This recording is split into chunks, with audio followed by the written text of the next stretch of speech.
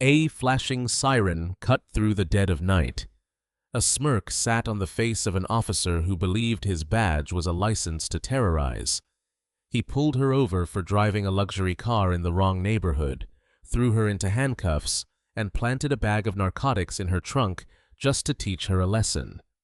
He thought she was just another voiceless victim he could crush for his own amusement. He didn't know she was Captain Lena Voss, his new precinct captain.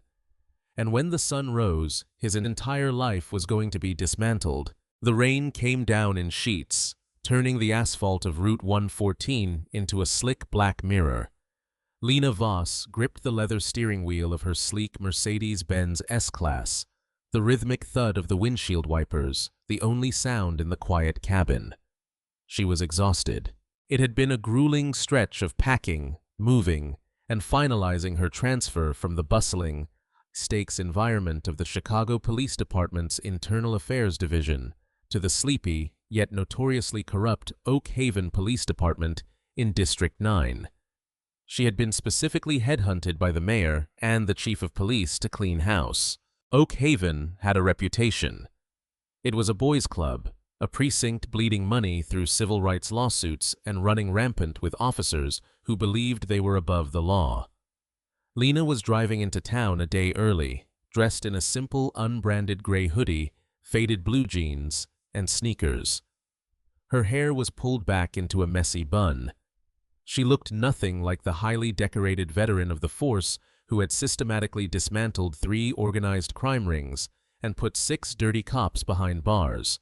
Tonight, she just looked like a tired black woman driving a very expensive car through a predominantly white, affluent suburb. And, to Officer Cole Mercer, that was a crime in itself. Cole sat in his cruiser, tucked away behind a billboard near the county line, nursing a lukewarm coffee. He was a longtime veteran of District 9, a man who had survived 3 separate brutality complaints simply because the union reps and his old-school sergeants always made the paperwork disappear. Cole viewed Oak Haven as his personal kingdom. When the sleek black Mercedes cruised past him, doing exactly the speed limit, his eyes narrowed. He ran the plates, out of state, registered to a Voss. "Look at this," Cole muttered to his rookie partner, Tyler Briggs, who was nervously tapping his fingers on his knee. "Out-of-state plates, high-end tint. You think she bought that with honest money, Tyler?" "She's doing 45 and a 45, Cole," Tyler said hesitantly. "Maybe we just let it go." "We don't let anything go in my town," Cole sneered, throwing the cruiser into drive and flipping on the lights and sirens. "Let's see what kind of attitude she's got." Inside the Mercedes, Lena saw the red and blue lights pierce the darkness in her rearview mirror. She sighed, a deep, weary sound. She checked her speedometer. She was perfect. She checked her blinkers as she safely pulled onto the muddy shoulder of the road, putting the car in park and turning on the interior dome light. As a cop, she knew exactly what to do. Hands at 10 and 2 on the steering wheel, visible, no sudden movements. In her rear-view mirror, she watched the officer approach. Cole Mercer walked with a swagger, his hand resting casually on the butt of his service weapon. The rain battered his uniform, but he didn't seem to care. He stopped at her window and tapped hard on the glass with his heavy metal flashlight. Lena rolled down the window. "Good evening, officer. Is there a problem?" Cole shone the blinding beam of the flashlight directly into her eyes, ignoring the fact that the dome light was already on. He leaned in, his breath smelling of stale tobacco and cheap peppermint. "License, registration, and proof of insurance. Now." Lena blinked against the harsh light, but kept her voice even, completely devoid of the fear Cole was used to eliciting. "My license is in my wallet, which is in my purse on the passenger seat. My registration is in the glove compartment. Which would you like me to reach for first?" Cole scoffed, annoyed by her calm demeanor. People like her were supposed to be shaking. They were supposed to be stammering. "Just get the license, slowly. Don't try anything stupid." Lena slowly reached over, grabbed her wallet, and handed over her Illinois driver's license. Cole snatched it from her hand. He looked at the ID, then back at her. "Lena Voss, Long way from Chicago, Lena. What are you doing in Oak Haven? I'm moving here, Lena said politely. I start a new job soon. Right. A new job, Cole mocked, shining the light around the pristine leather interior of the car. Must be a hell of a job to afford a $150,000 car. What do you do, Lena? You a rapper? You sling something on the side? Tyler, the rookie, shifted uncomfortably behind Cole. Cole, come on. Shut up, Tyler, Cole snapped before turning his aggressive gaze back to Lena. Step out of the vehicle. Lena's hands tightened slightly on the wheel. Officer, you haven't told me why you pulled me over. I was obeying the speed limit. My tags are up to date, and my taillights are fully functional. I pulled you over because you swerved over the yellow line, Cole lied smoothly, a practiced line he had used 100 times before. And now I'm asking you to step out of the car because I smell marijuana. Lena stared at him. She didn't smoke. She had never touched a drug in her life. The car was brand new, smelling only of fresh leather and the lavender air freshener hanging from the vent. This was it. This was the exact cancer she had been brought in to cut out. Officer, Lena said, her voice dropping an octave, carrying the authoritative timbre she usually reserved for briefing rooms. There is no marijuana in this car. I have not swerved. I strongly suggest you run my license, write a citation if you feel you must, and let me go on my way. Cole's face flushed red with anger. Are you telling me how to do my job? Get out of the damn car before I pull you out, drag you through the mud, and charge you with resisting arrest. Lena could have ended it right there. She could have reached into her center console, pulled out her gold captain's badge, and watched the color drain from this arrogant cop's face. She could have called Chief Rowan Beckett on her personal cell and had Cole suspended on the side of the road.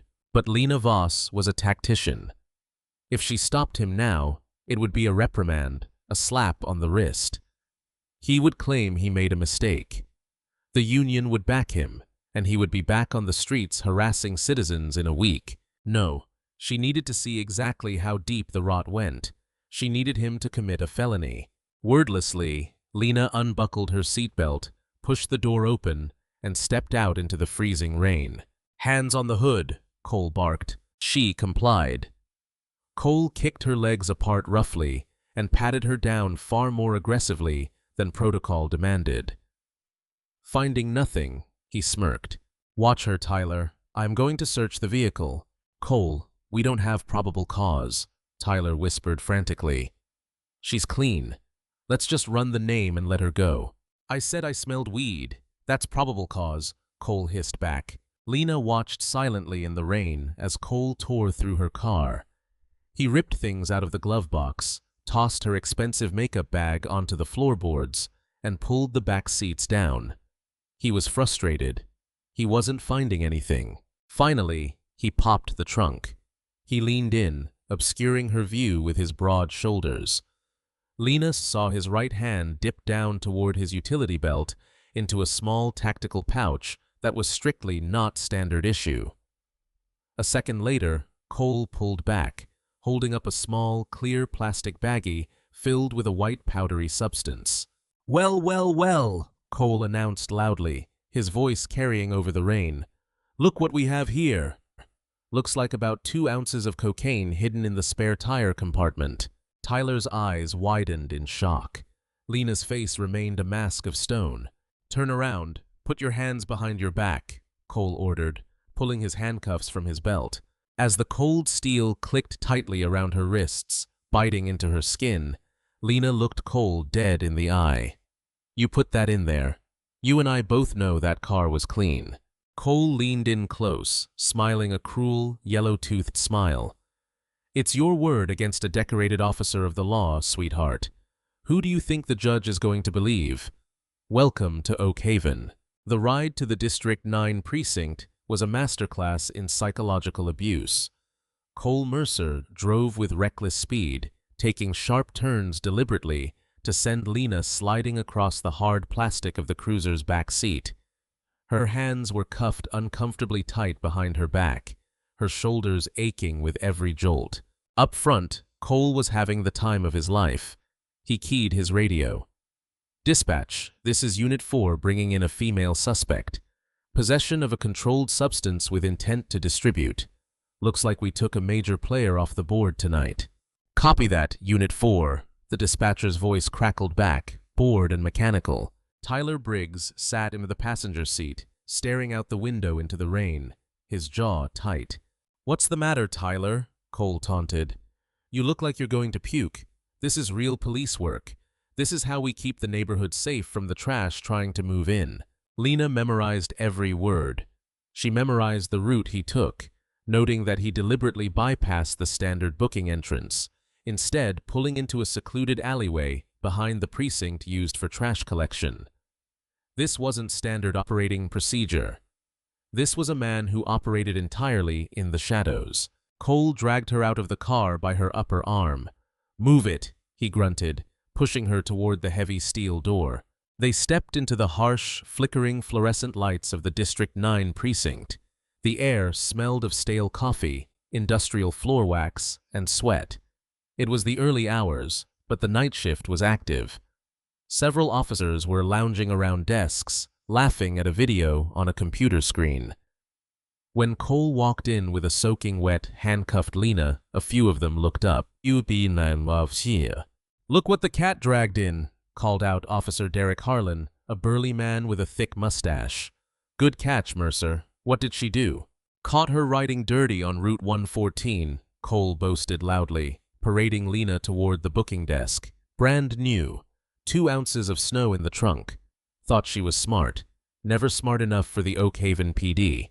Desk Sergeant Wade Drayton chuckled from behind the high counter.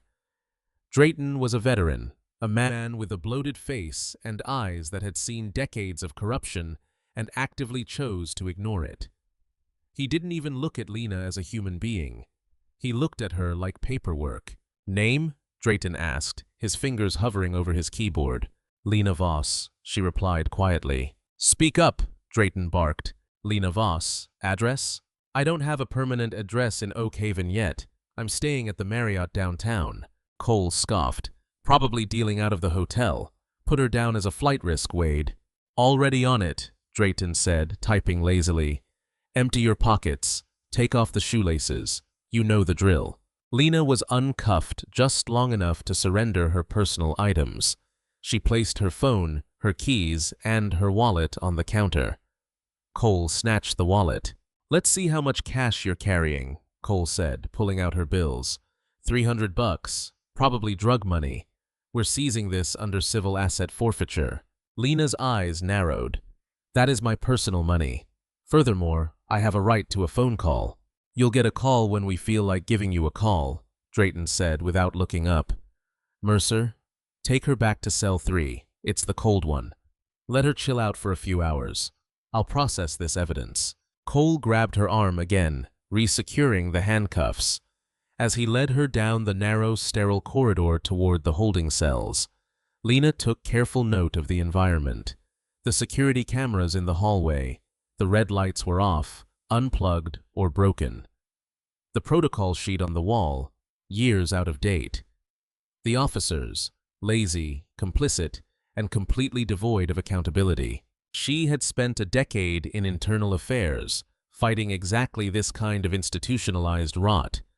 But seeing it up close, feeling the sting of the handcuffs and the sheer arrogant racism of Cole Mercer, it fueled a fire in her chest that burned hotter than she had ever felt. Cole shoved her into cell 3.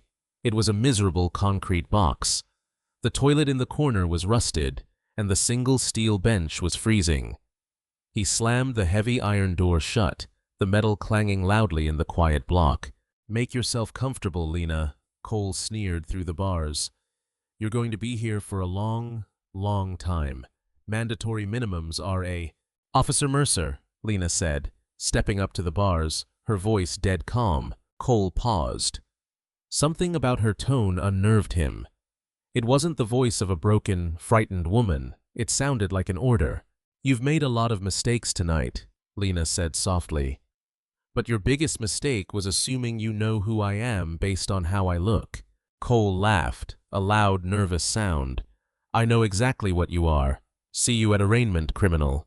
He walked away, his footsteps echoing down the hall. Lena retreated to this cold steel bench. She sat down, shivering in her damp clothes. She had no phone.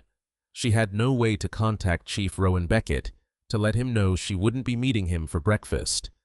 But she also knew something Cole Mercer didn't. Chief Rowan Beckett was a stickler for punctuality. He was expecting his new captain at the scheduled time at a diner 2 miles from the precinct. When she didn't show up, he would check her GPS tracker, a standard security measure on all high-ranking officers' personal vehicles during interstate transfers. He would find her car impounded at District 9, and he would come looking for her. She closed her eyes, ignoring the cold, and mentally drafted the termination papers for Officer Cole Mercer, Sergeant Wade Drayton, and half the night shift. The trap was set. All she had to do was wait for the sun to rise. When the atmosphere in the District 9 precinct underwent a massive shift, the lazy, casual energy of the night shift vanished, replaced by a frantic, nervous buzzing. The day shift officers were arriving, hastily buttoning collars and polishing badges. Janitors were furiously mopping the floors. Today was the day the new precinct captain was scheduled to take command. Rumors had been flying for weeks. The new captain was coming from out of state, an internal affairs heavy hitter, a ruthless disciplinarian who had a zero-tolerance policy for corruption. The mayor had given the new captain total autonomy to fire, suspend, and rebuild the precinct from the ground up. Panic was high. Cole Mercer, running on a combination of bad coffee and adrenaline, stood by the front desk, looking entirely too pleased with himself. His shift had technically ended, but he stuck around. He wanted to be front and center when the new captain arrived. He wanted to look like the hardest-working cop in the building. "Make sure my arrest report is on top of the pile, Wade," Cole told Sergeant Drayton, pointing to the paperwork. 2 ounces of coke, a major bust. The new boss is going to want to see proactive policing. I'm going to show him we get results here. I got it, Drayton muttered, stamping the file. "Just make sure your uniform is straight, Mercer. I hear this new guy is a real hard ass." In the back, in cell 3, Lena Voss stood up and stretched her stiff muscles. The thin sliver of light coming through the barred window told her it was morning. She heard the change in the building's rhythm, the slamming doors, the raised voices, the frantic footsteps. The orchestra was tuning up. The conductor was about to arrive. At the scheduled time, the front double doors of the precinct swung open with explosive force. The room went dead silent. Chief of Police Rowan Beckett marched into the room. He was a towering, broad-shouldered man in a meticulously tailored navy suit, his silver hair cropped military short. He possessed a presence that demanded absolute submission. But this morning, his usually stern face was twisted into an expression of barely contained apocalyptic rage. Behind him were 2 unsmiling men in dark suits, internal affairs investigators from the central office. "Attention on deck!" Sergeant Drayton shouted, leaping to his feet so fast he knocked his rolling chair backward. Every officer in the bullpen snapped to attention. Chief Beckett did not greet them. He did not say good morning. He marched directly to the booking desk, his heavy footsteps echoing like gunshots in the silent room. He slammed his hand down on the counter, making Drayton flinch. "Where is she?" Beckett's voice was a low, terrifying growl. Drayton blinked, terrified. "Sir, where is who?" "I am going to ask you this one time, Sergeant," Beckett said, leaning over the counter, his eyes burning into Drayton's. "And if you lie to me, I will personally see to it that you lose your pension and spend the rest of your natural life in a state penitentiary. Where is the woman who owns the black Mercedes currently sitting in your impound lot?" Cole Mercer stepped forward, a proud, sickeningly eager smile on his face. He thought the chief was here about the drug bust. He thought this was his moment. "Chief Beckett, sir," Cole saluted. "Officer Cole Mercer. I'm the one who made that collar. Excellent instincts, if I do say so myself. Pulled her over for a traffic violation, smelled narcotics, and found 2 ounces of cocaine in the trunk. She's in holding cell 3 right now. We're waiting for the ADA to... Beckett slowly turned his head to look at Cole. The chief's eyes were utterly devoid of warmth. He looked at Cole not like a fellow officer, but like a disease. You arrested her, Beckett stated flatly. Yes, sir. Caught her red-handed, Cole beamed. Give me the keys to the holding cells, Beckett ordered, not breaking eye contact with Cole. Now. Drayton frantically fumbled with the keys on his belt, handing the heavy ring to the chief with a shaking hand. Chief, with respect, Cole said, confused by the lack of praise. She's a suspect in a felony narcotics case. Should you really... Shut your mouth, Officer Mercer, Beckett barked, the sheer volume rattling the windows of the bullpen. Do not speak. Do not move.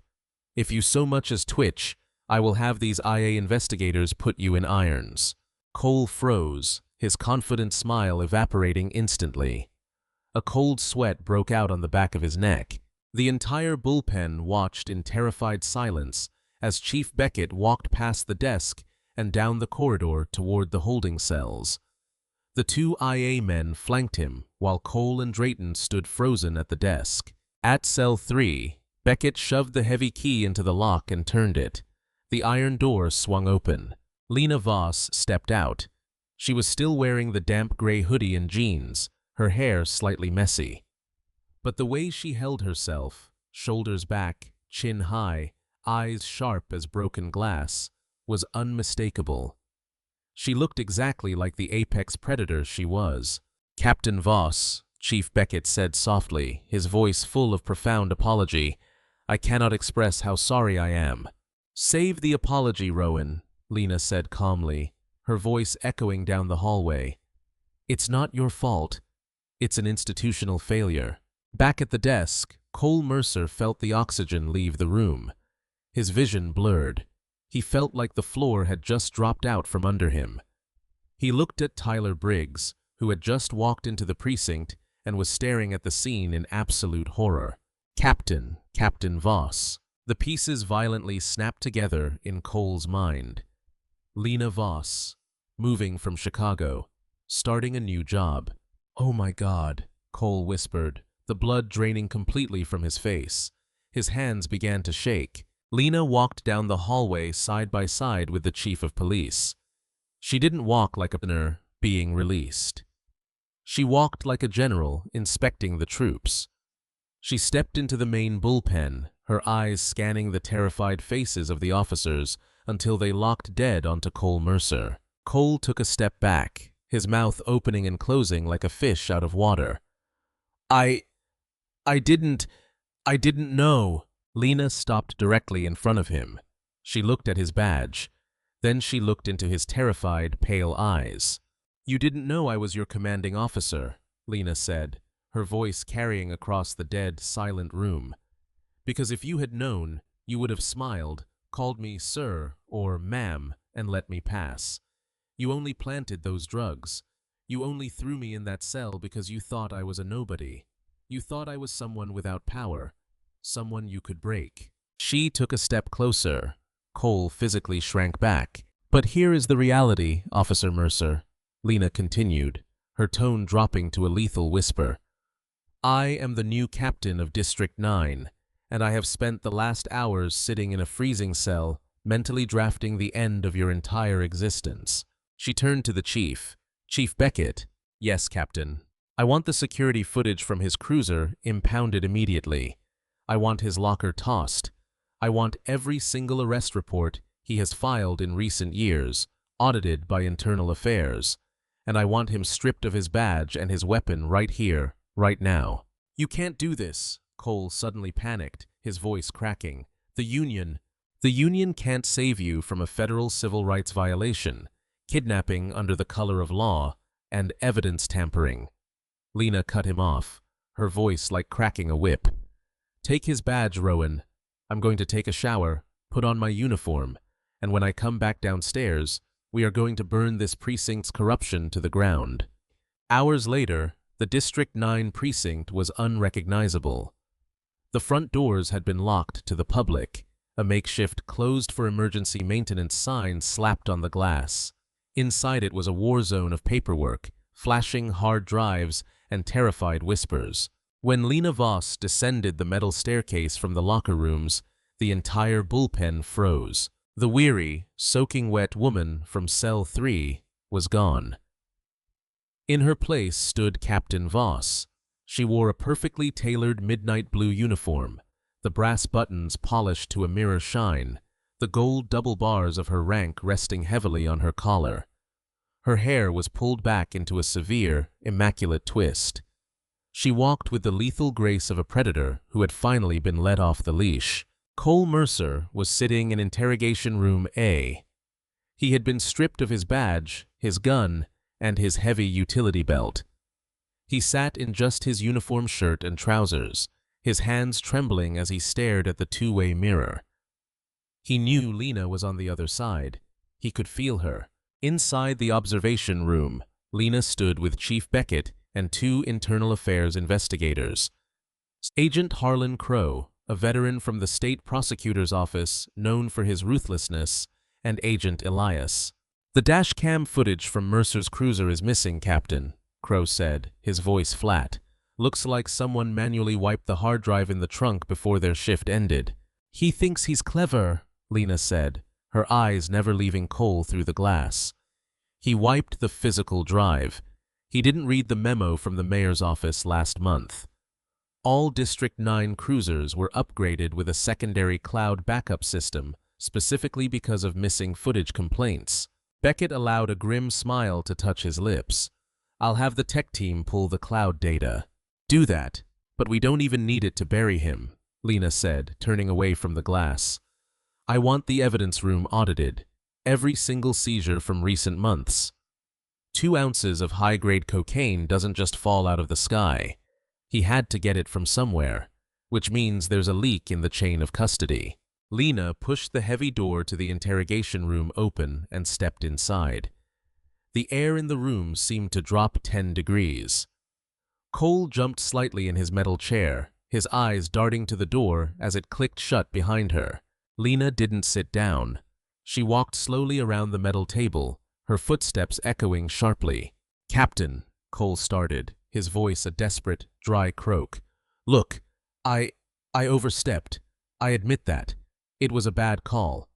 But you have to understand the pressure we're under out here, the things we see.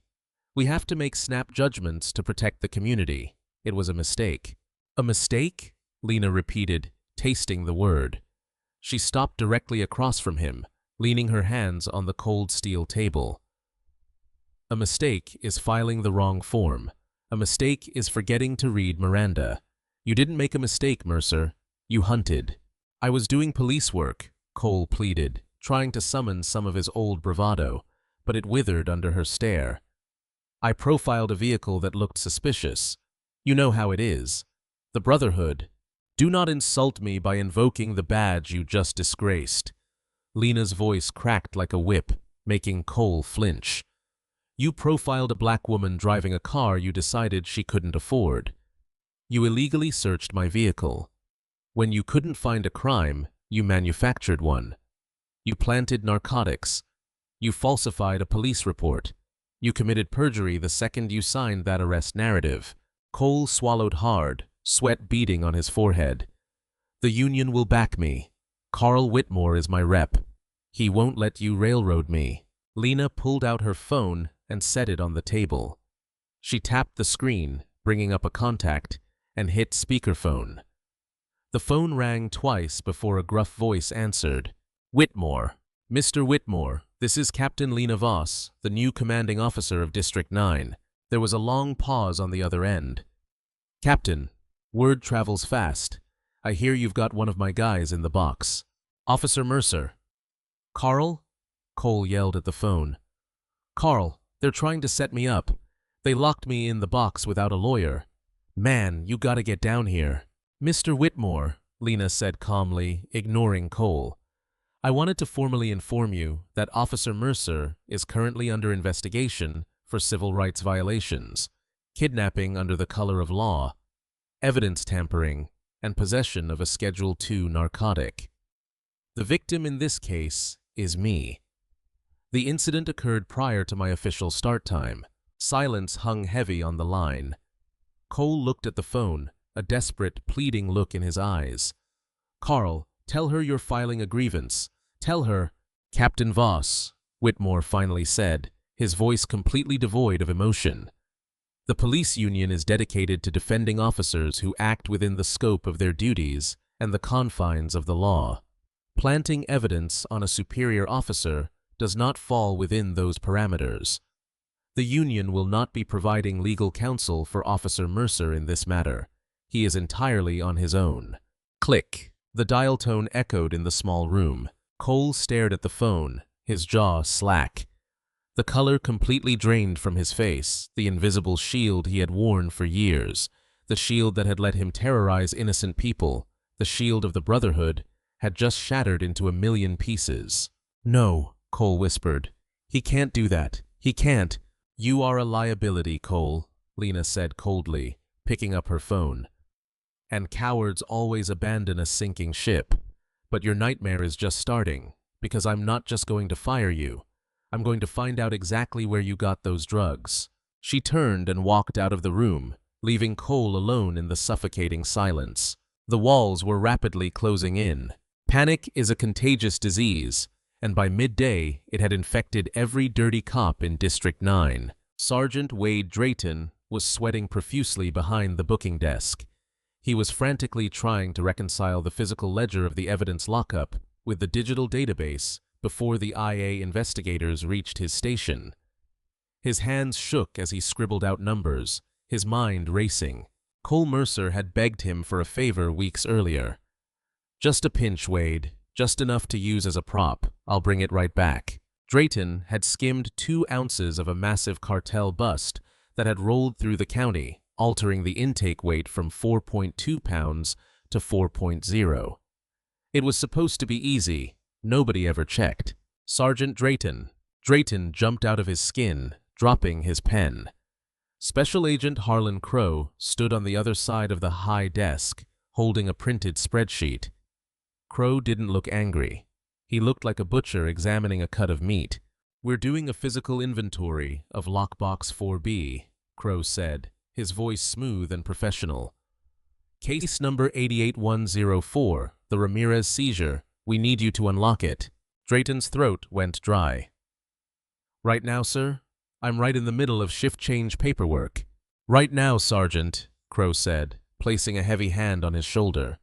"Unless you've lost the key." Minutes later, Drayton was in handcuffs, sobbing openly in the hallway as IA agents tore through the evidence room. Meanwhile, Cole Mercer had been temporarily released from the interrogation room to use the restroom, escorted by a silent IA agent who waited outside the door. Cole splashed freezing water on his face, staring at his haggard reflection in the dirty mirror. He was looking at 20 years in a federal penitentiary. His life was over unless he could introduce reasonable doubt, unless he could get Tyler to take the fall. He burst out of the bathroom and saw rookie Tyler Briggs standing nervously by the water cooler at the end of the hall. Cole marched over to him, his eyes wild, ignoring the IA agent who took a step forward. "Tyler," Cole hissed, grabbing the rookie by the collar and pinning him against the drywall. "Tyler, you have to listen to me. We're partners. Partners cover each other. You're going to tell them that you smelled the weed. You're going to tell them that you saw her reaching for the trunk before I stopped her. If we stand united, it's 2 cops against 1 citizen. They can't prove a thing." Tyler Briggs looked at the man who had bullied, manipulated, and terrified him for months. For the first time, Tyler didn't look scared. He looked deeply, profoundly relieved. "Take your hands off him, Mercer," a voice commanded. Cole turned to see Captain Voss standing at the end of the hall, her arms crossed behind her back. Cole slowly let go of Tyler's collar. "Captain, I was just talking to my partner. Right, Tyler?" Tyler stepped away from Cole, straightening his uniform. He walked deliberately past his former partner and stopped next to Lena. He reached into his pocket and pulled out a small black digital voice recorder. "What is that?" Cole whispered, his stomach plummeting to the floor. "I bought it weeks ago," Tyler said, his voice remarkably steady. "After you beat that kid behind the convenience store for mouthing off to you. I knew I couldn't go to Drayton. I knew I couldn't go to the chief because the union would crush me before the ink dried on the report. So I just started recording every shift, every conversation in the cruiser." Cole felt his knees go weak. "I have the audio from last night, Cole," Tyler continued, looking his former mentor dead in the eyes. "I have you explicitly stating we had no probable cause. I have you bragging about planting the cocaine. And I have you laughing about targeting her because of the car." "You rat," Cole breathed, his voice dripping with venom. "You little rat." "No," Lena corrected, placing a hand on Tyler's shoulder. "He's a police officer. You're the rat, Cole. And you just gave me the final nail in your coffin." Lena held up a clear plastic evidence bag. Inside it was the very baggie of cocaine Cole had pulled from her trunk hours earlier. But there was a bright red evidence tag stapled to the top. "We just finished auditing the evidence room," Lena said, her voice echoing in the quiet hallway. Agent Crow traced the chemical compound and the distinct stamp on the inner packaging. "This cocaine wasn't just street-level trash. This belongs to evidence from the Ramirez cartel bust, a joint task force case between the DEA and the FBI." Cole couldn't breathe. The air felt thick, suffocating. "You didn't just plant evidence, Mercer," Lena said, stepping forward until she was inches from his face. "You stole federal evidence from a multi-agency operation. The FBI has been contacted. You just crossed state lines into federal trafficking and evidence tampering. The Department of Justice Civil Rights Division is already drafting the indictments." Karma hadn't just knocked on Cole Mercer's door. It had driven a battering ram through his entire life. "Put him back in the box," Lena ordered the IA agent, "and call the federal marshals. We're transferring him to federal holding. He doesn't get to stay in my precinct anymore." As Cole was dragged away, his legs finally giving out, he realized the terrifying truth. He hadn't just picked the wrong target. He had picked the one person capable of burning his corrupt kingdom to ash, and he had handed her the match. The arrival of the Federal Bureau of Investigation is not a quiet affair. Black SUVs with dark-tinted windows pulled up to the curb of the District 9 precinct, blocking the street entirely. Dozens of agents wearing dark windbreaks with bold yellow lettering stormed the building. They weren't just here for Officer Cole Mercer. They were here to execute a federal takeover of the precinct's evidence lockup.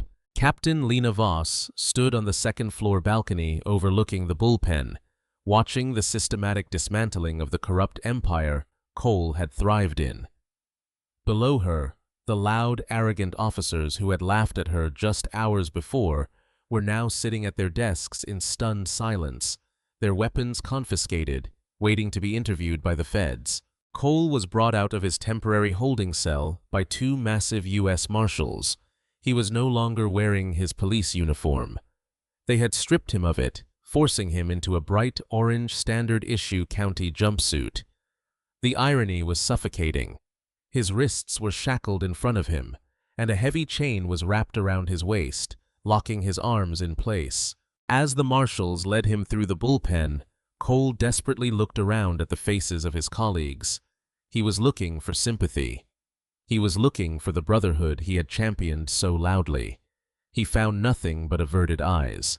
Officer Derek Harlan, who had joked about Lena's arrest, suddenly found his shoes fascinating.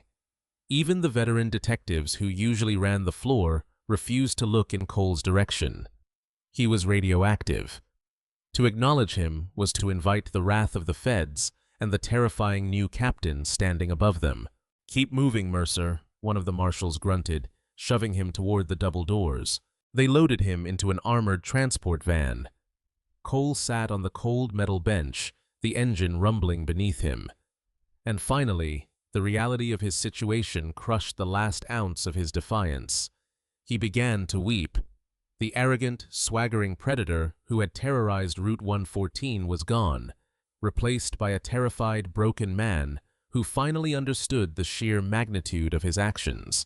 At the FBI field office downtown, Cole was sitting in a windowless interview room. He hadn't been offered coffee. He hadn't been offered a phone call. Across the steel table sat Agent in Charge Grant Ellison, a man with cold, calculating eyes, and Harlan Crow from Internal Affairs. "I want a deal," Cole blurted out, his voice raw from crying. "I know things. I know how the drugs get moved. I know who takes a cut. I can give you names, dates, ledger locations. Just keep me out of general population. You know what they do to cops in federal prison. Please." Agent Ellison slowly opened a thick manila folder and spread several glossy photographs across the table. They were surveillance photos. "You want to give us names, Cole?" Ellison asked dryly. "Let's see, you want to give us Detective Harlan from Narcotics, who has been skimming cash from raids. We arrested him an hour ago. You want to give us Judge Silas Pendleton, who signs off on your bogus warrants for a kickback. He just resigned and surrendered his passport." Cole stared at the photos, his breathing shallow. How do you already have all this?" The door to the interview room opened. Captain Lena Voss walked in, carrying a small black digital recorder, the one Tyler Briggs had surrendered. "Because arrogance makes you sloppy, Cole," Lena said, pulling out a chair and sitting directly across from him. "You thought you were untouchable, so you talked. You talked in the cruiser. You bragged in the locker room.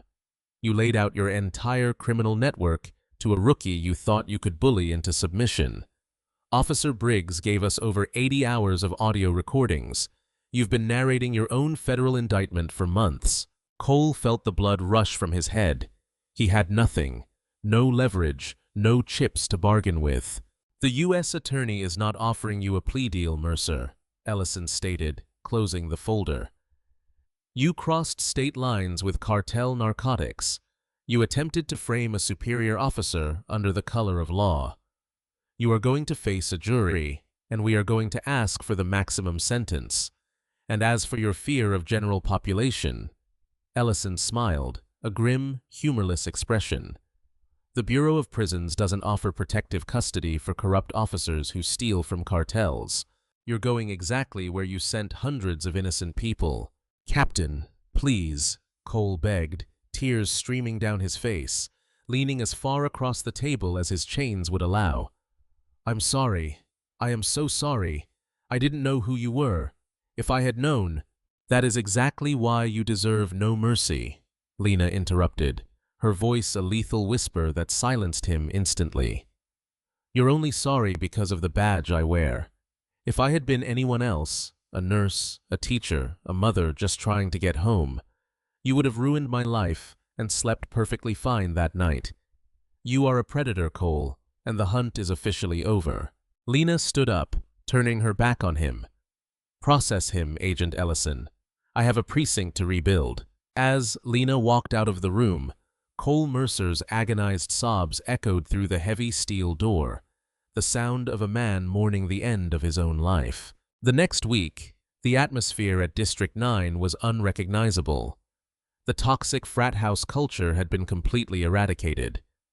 Over the weekend, 16 officers had been suspended without pay pending federal investigation. 7, including Sergeant Drayton, had been formally terminated and indicted. Captain Lena Voss stood at the front of the briefing room at the scheduled time. The remaining officers sat rigidly in their chairs, their uniforms immaculate, their eyes fixed forward. There was no whispering. There was no joking.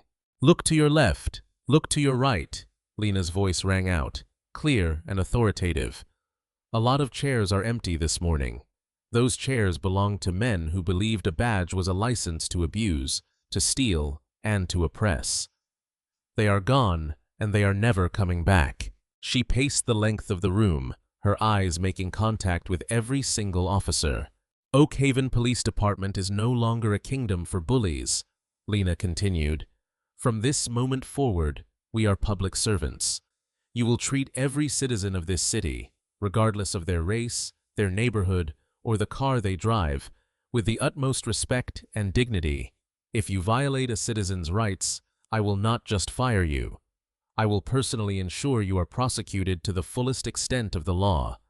If anyone in this room has a problem with that standard, leave your badge on my desk and walk out that door right now." Nobody moved.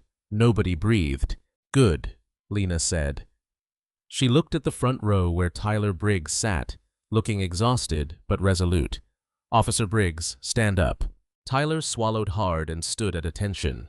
Officer Briggs demonstrated what true policing looks like. Lena addressed the room. He saw corruption, and instead of joining it, instead of ignoring it, he risked his own safety to document it. He remembered the oath he took. Because of him, this precinct is finally clean. That is the standard. She nodded to him. "Have a seat, Tyler." The months that followed became a landmark case in the state's judicial history, echoing real-life Department of Justice crackdowns on systemic police corruption. The trial of Cole Mercer was a media spectacle. The dashcam footage recovered from the cloud backup was played in open court. The jury watched in horror as Cole arrogantly planted the cocaine, and they listened to the audio recordings of him bragging about targeting a black woman because he didn't believe she deserved her success. When the verdict was read, there was no hesitation. Guilty on all counts. On the day of sentencing, Judge Lydia Harlan, a no-nonsense federal judge with a reputation for punishing public corruption, stared down at Cole Mercer. He stood in his orange jumpsuit, looking gaunt, pale, and thoroughly defeated. "Mr. Mercer, you were entrusted with the power of the state to protect the vulnerable," Judge Harlan read from her statement. "Instead, you weaponized that power to terrorize them. You allowed your prejudice to dictate the law. You are a disgrace to the uniform and a danger to society." The gavel slammed down. "I sentence you to 25 years in federal prison without the possibility of parole." Cole collapsed into his chair, sobbing into his shackled hands as his defense attorney awkwardly patted his shoulder. He was led out of the courtroom through a side door, disappearing into the dark, punishing system he had so eagerly used against others. Karma had not just knocked, it had collected its debt in full. In time, Captain Lena Voss stood outside the District 9 precinct. The sun was shining, casting a warm glow over the newly painted building. The community that had once feared the police cruisers now waved as they drove by. Crime rates were down, but more importantly, citizen complaints regarding police brutality had plummeted to zero. Lena walked over to her pristine black Mercedes parked in the captain's spot. She ran a hand over the smooth leather of the steering wheel, a small, triumphant smile playing on her lips. She had come to Oak Haven to do a job. She had looked into the darkest, ugliest parts of the city's justice system, and she had dragged it into the light. She started the engine, the quiet purr of the luxury car sounding like victory. As she pulled out onto Route 114, heading home under a clear blue sky, she knew her city was finally safe, not just from the criminals on the street, but from the ones who used to hide behind a badge. The terrifying reality of Cole Mercer's abuse of power is a chilling reminder of what happens when corruption goes unchecked.